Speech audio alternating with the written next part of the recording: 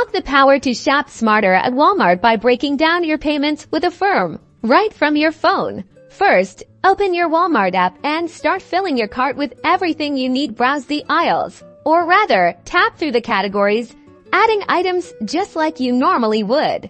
Once you've got your items ready, tap on the cart icon and then proceed to checkout. This is where the magic happens. As you go through the checkout process, look for an option to pay with Affirm. You might need to scroll down a bit, depending on your app version, but it's usually clearly labeled.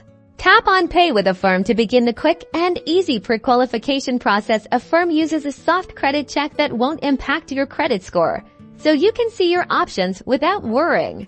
Affirm will then present you with several flexible payment plans. You'll see options to split your purchase into manageable monthly payments with clear details on the terms and any applicable interest. Choose the plan that best fits your budget, then simply select it and confirm your selection. It's that straightforward.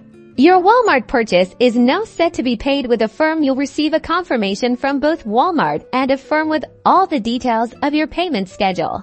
You can manage your Affirm payments directly through the Affirm app or website, making it easy to stay on track with your budget and enjoy your new purchases without the stress of a large upfront payment.